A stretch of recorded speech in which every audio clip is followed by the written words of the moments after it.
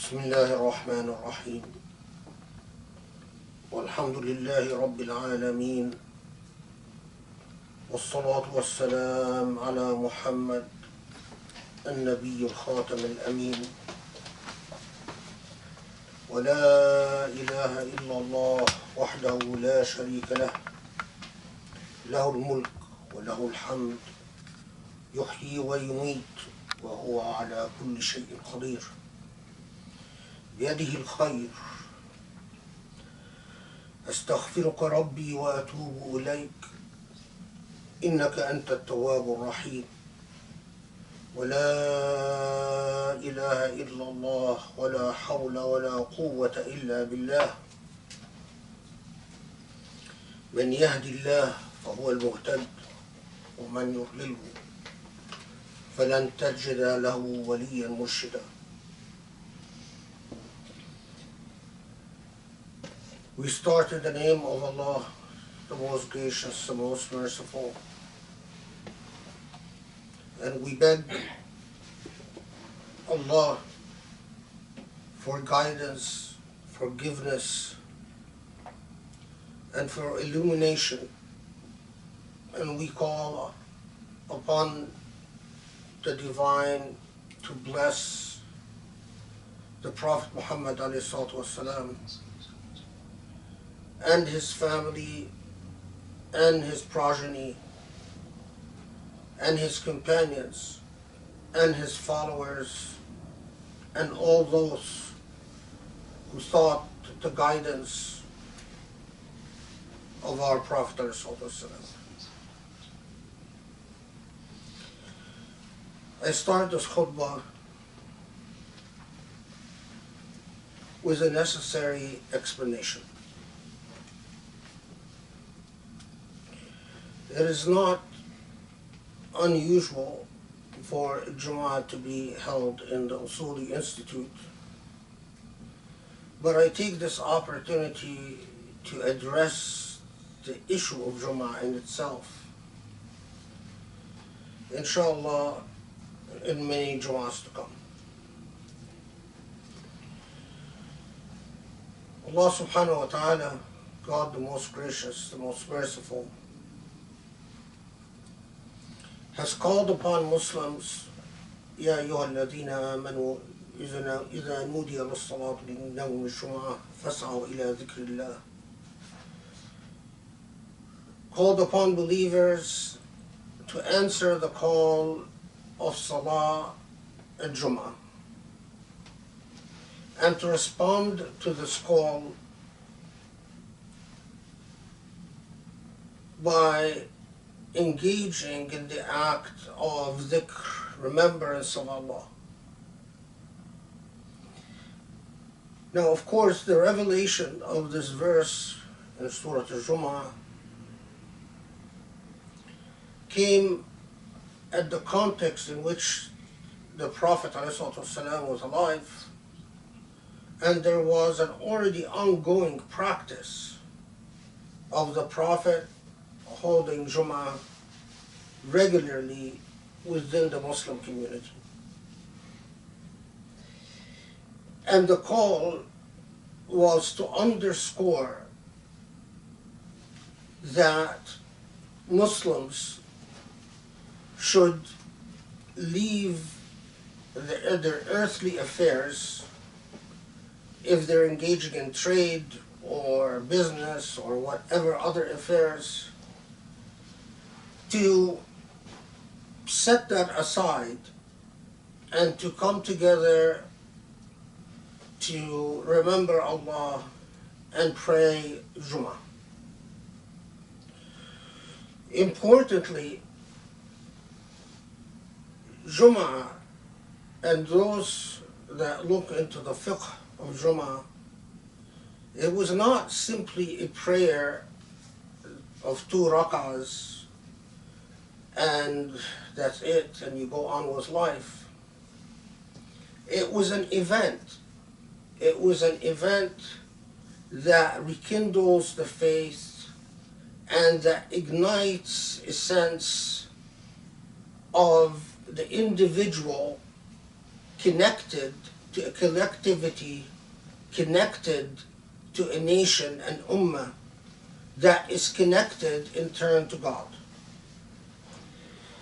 The center of the Muslim community was the mosque. It was a vibrant place where all the important events of the Muslim community took place, and it was also the heart of the decision-making process. And in Juma, the remembrance of Allah was done within the context of the entire community taking an accounting of itself. So what was discussed at Juma was often the affairs that were most pressing for the entire community. After the death of the Prophet ﷺ, the tradition of Juma, within the context of the centrality of the mosque as a cultural space in which Muslims fettered out their affairs while consistently remembering that their collective affairs are inherently and intimately tied to God, continued on. However, by the end of the Khilafah and the rise of the very first Muslim dynasty, as happens in all authoritarian states, the Umayyad dynasty sought to control the space of Juma, and sought to do so by pressuring the fuqaha to agree with the idea that the state must appoint the imam that gives the khutbah at Juma. And in doing so, the state wanted to control that public space. We can talk at great length about this history, but what arose was a consistent process of back and forth between the state trying to control the Jum'ahs, and not just the Jum'ah, but particularly the khutbah during Jum'ah and the dua. So for instance, the Umayyads and the Abbasids, the early Abbasids, and it even continued on with the Mamluks, for instance, in Egypt, and even the Ayyubiyin and later on in Syria and Egypt, where the state would demand that during Jum'ah a dua would be made for the ruler. That may Allah bless the ruler, may Allah protect the ruler, and so on. But at the same time, there was acts of intense resistance to that. An attempt, and a consistent attempt, to reclaim Jum'ah as belonging to the community and not the state. How was that worked out? Well, it was worked out by attempting to control who counts as the most qualified to lead Jum'ah. Is it the person that the state says?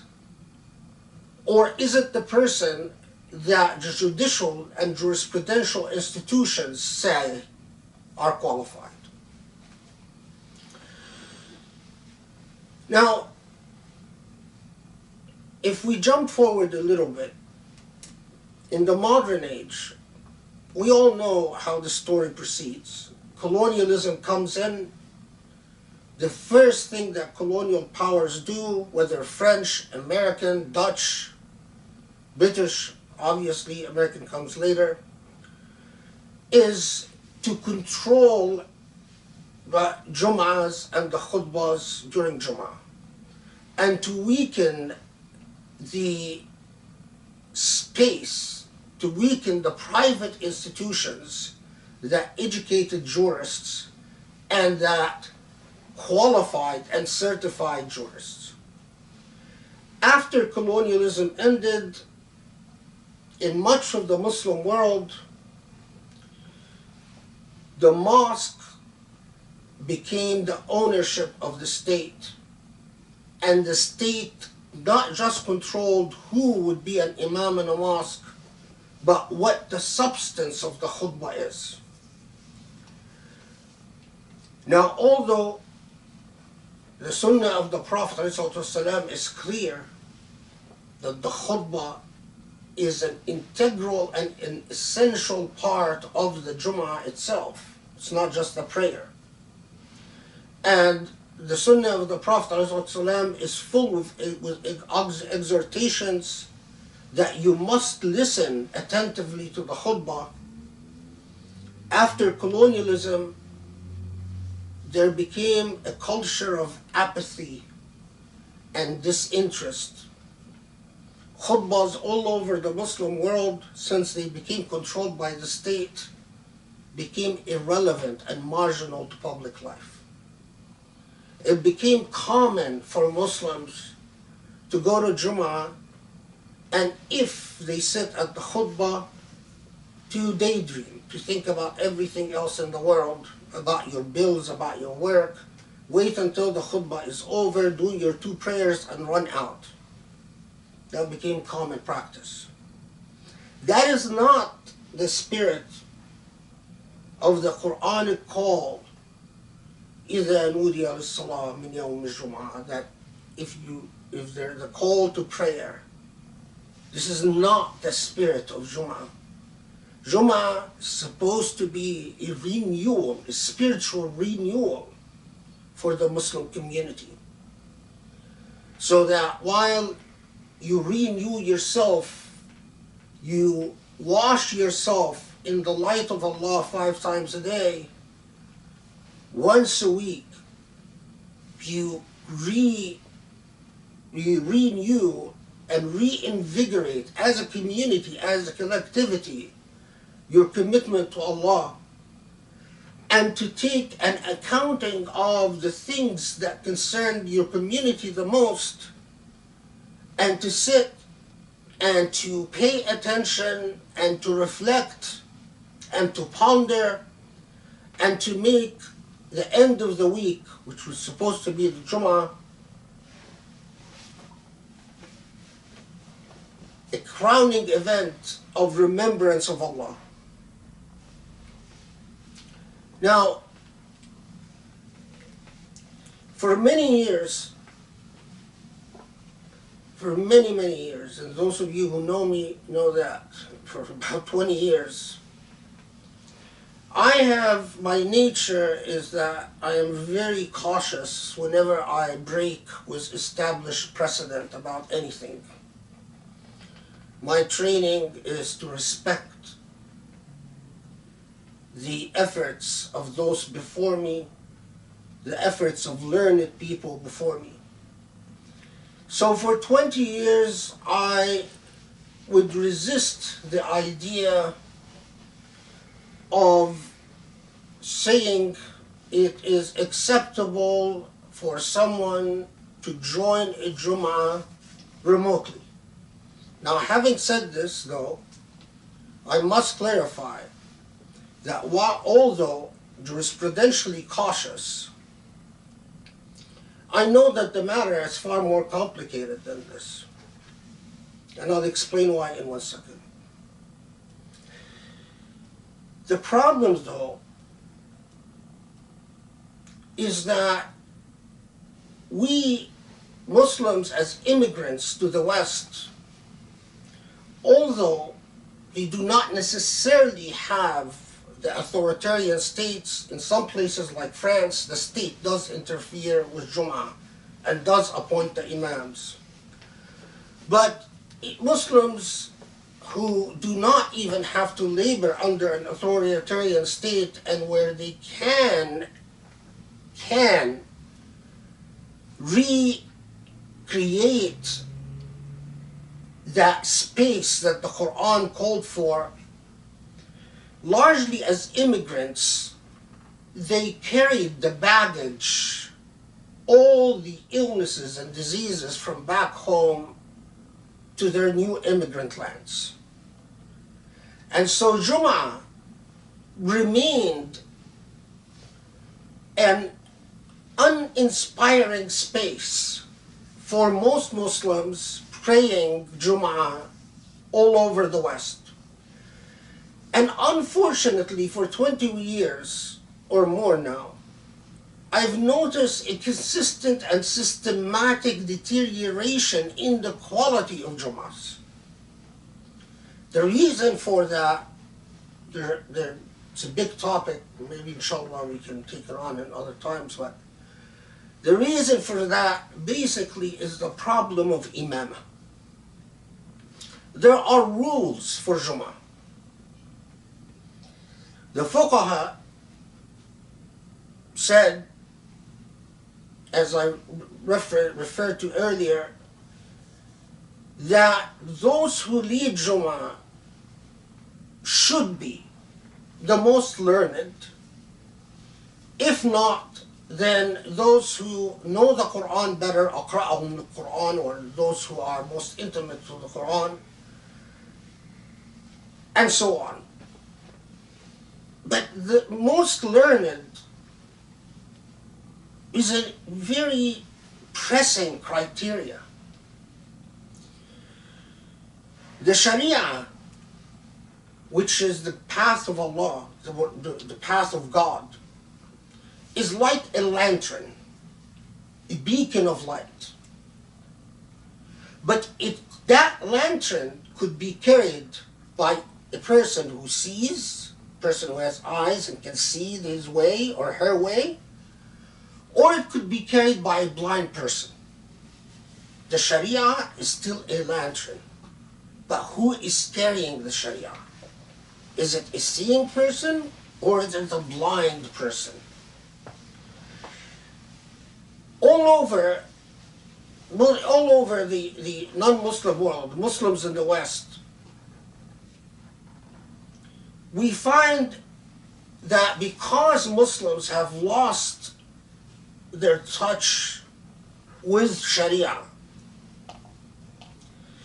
they think that an imam, even if they care about the most learned, that an imam is a person who has the most Quran memorized or Hadith memorized, and they ignore the fact that a faqih is not just someone that knows the Quran and Sunnah, but someone who is immersed in modern epistemology. In other words, what made the fuqaha in the past, and I've talked about this many times in the past, what made the fuqaha in the past wasn't that they mastered just the raw material of law.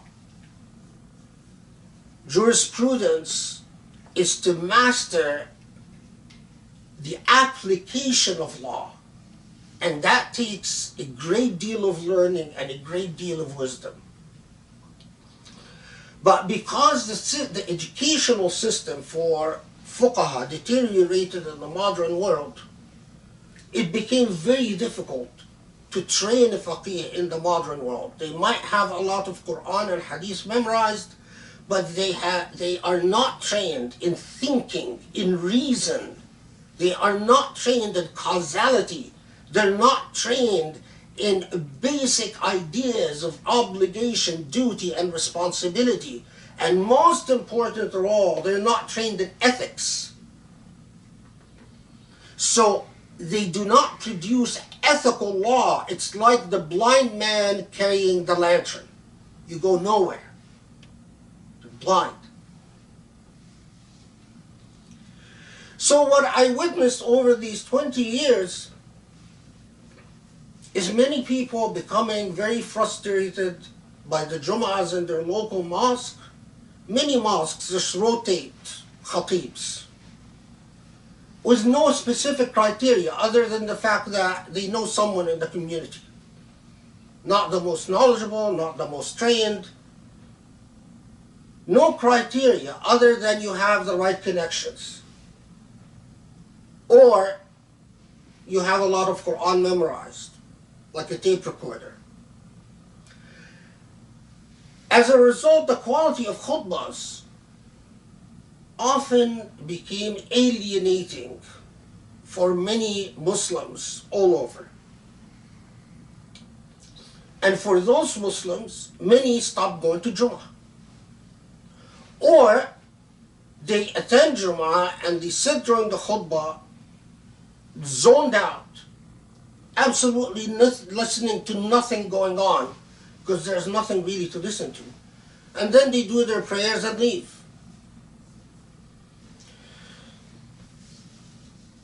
It is not an event that the Usuli Institute would have a Juma. That we've done before. And the fuqaha disagree about how many people do you need for Juma. Some said 5, some said 7, some said 20, some said more.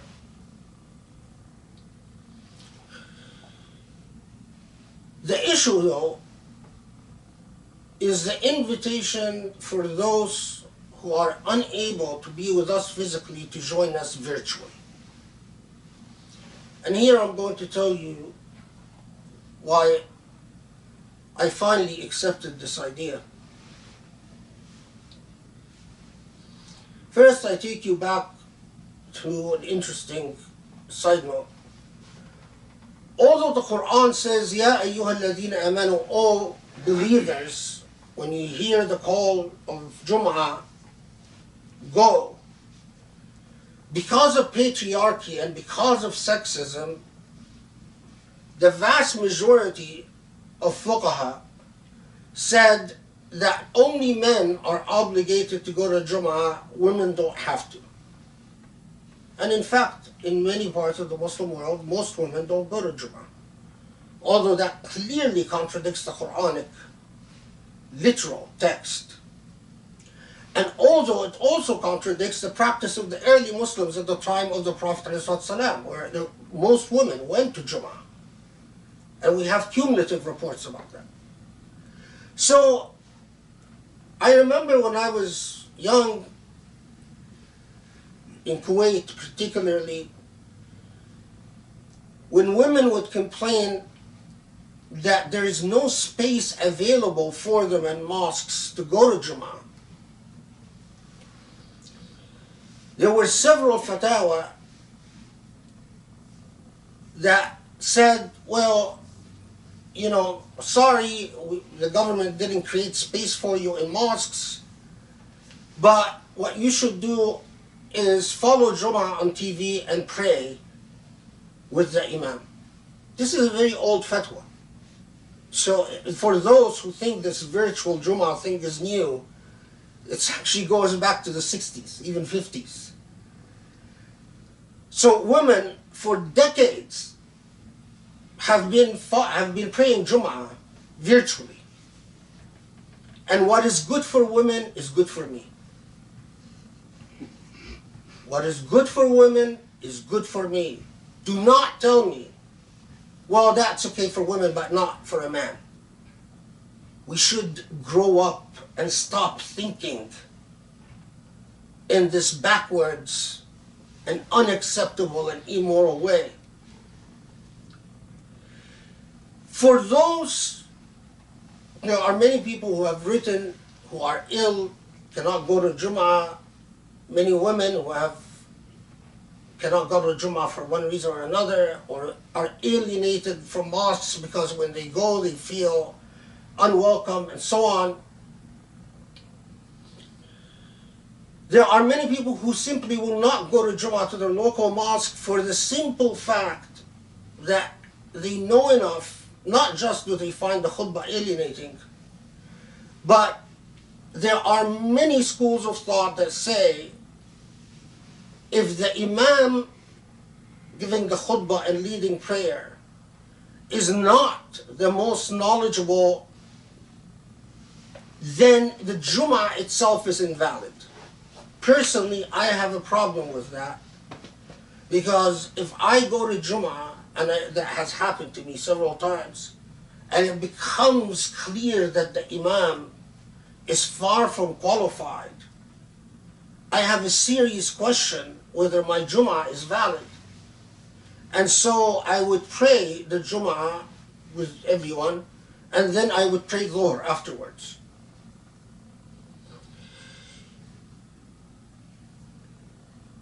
I am not, the point though, is not to challenge anyone and not to compete with anyone. All of those who are happy, all of those who go to Juma and are fine with their imam and their khutbah, please do so. Being physically with the community is always preferable. But for those who are unable, or those who are marginalized, or those who are disaffected, and they want khutbah that brings back what is authentic and legitimate to them, and what is just jurisprudentially more correct, then they're welcome to follow this Juma. That's the way it should work. Now, having said this, let me say that the Hanafis have for a long time held that houses surrounding a mosque, مع وجود الحائل, although there might be a wall separating between the mosque and the house, the occupants of the house may follow Jumu'ah prayer in their house, behind the wall, as long as they can correctly follow the imam. In other words, as long as there's a way for them to know whether the imam is doing sujood or ruku or whatever. The Malikis said that people can follow the imam in Jumu'ah even if there is a river separating between the houses and the mosque or wherever Jumu'ah is held, or even if there are roads separating. So the Maliki said space is not the issue. The issue is correctly following the imam. So of course, as usual, there's ignorance in our age, and there are people who think, no one has ever said that you can follow Jumu'ah without being physically present. In reality, that's not true. The Hanafis have talked about this for a long time.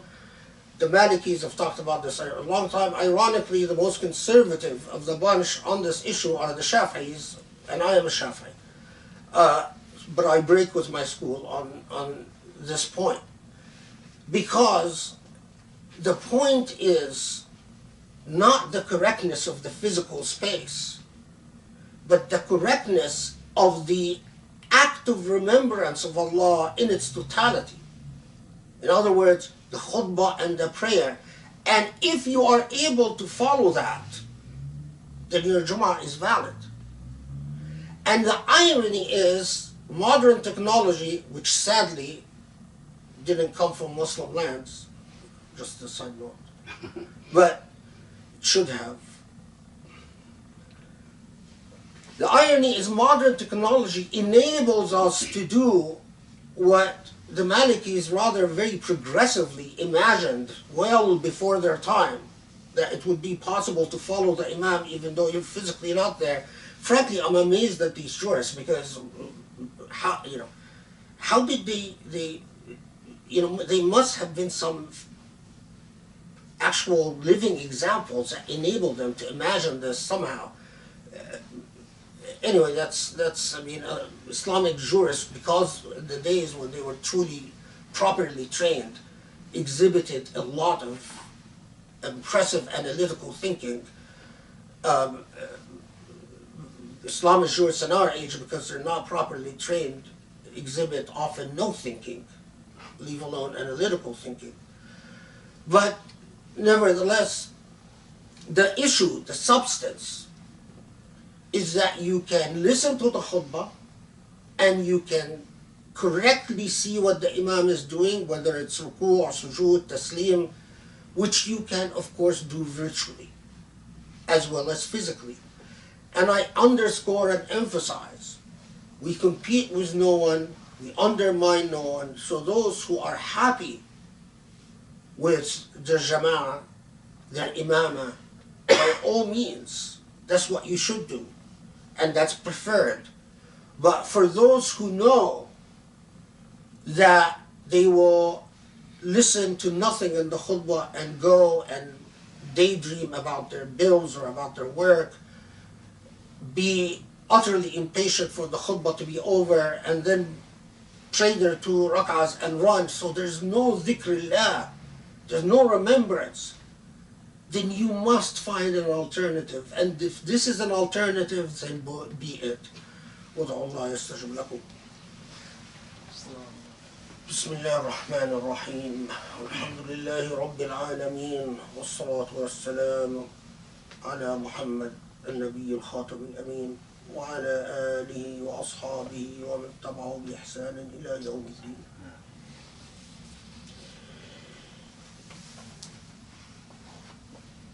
For 30 years,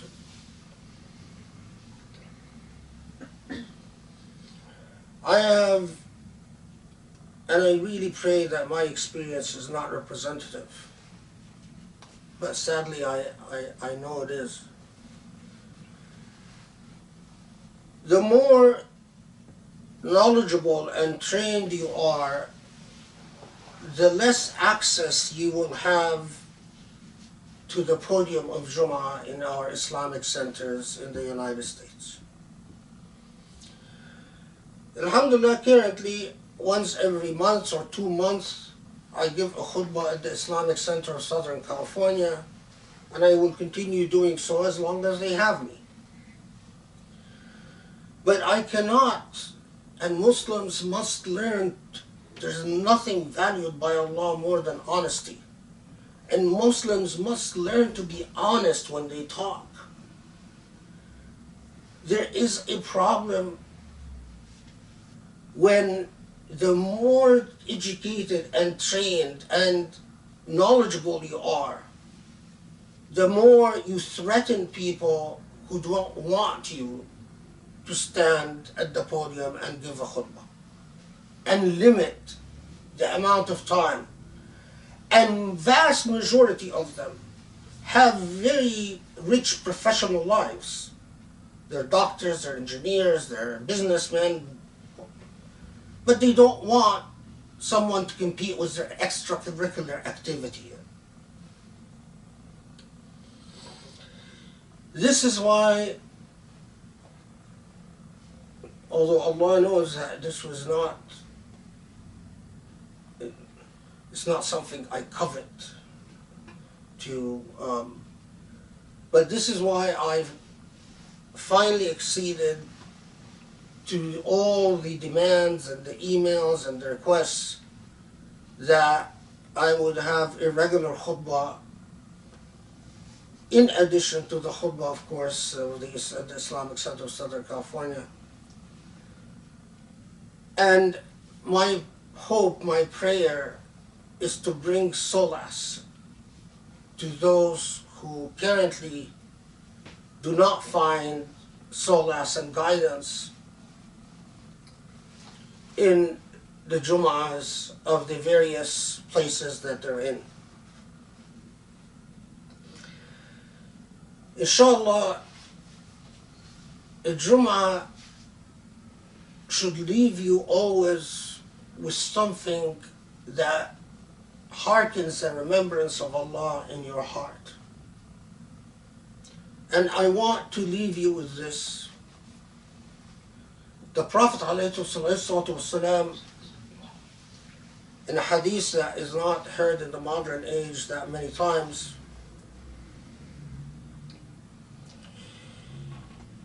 praised al-mutanazzihun. He was asked, what are al-mutanazzihun? What does that mean? What does it refer to? The Prophet ﷺ said, al-mufraduna bi dhikrillah. Those who are in consistent remembrance of Allah.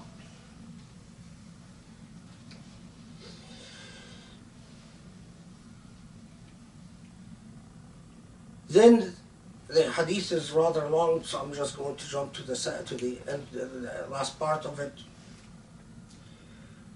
The Prophet ﷺ continues on, and I'll say it first in Arabic.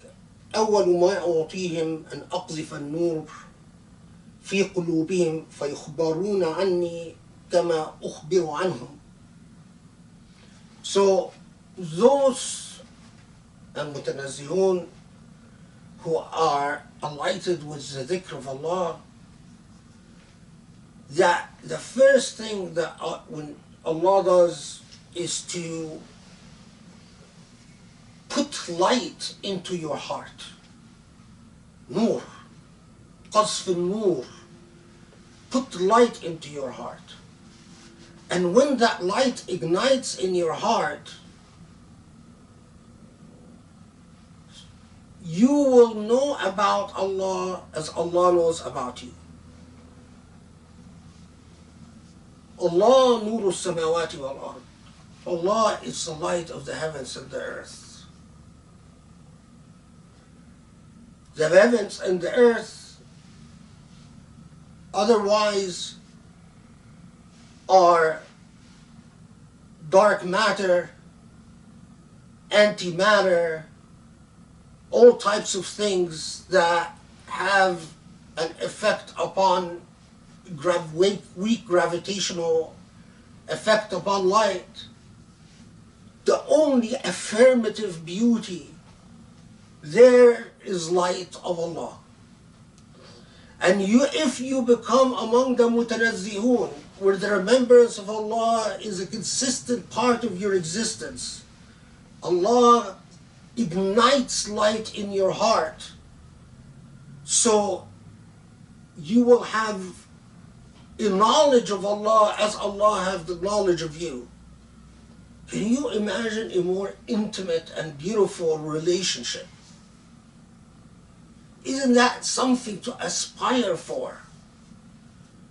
Isn't that something that can make all your troubles just be washed away?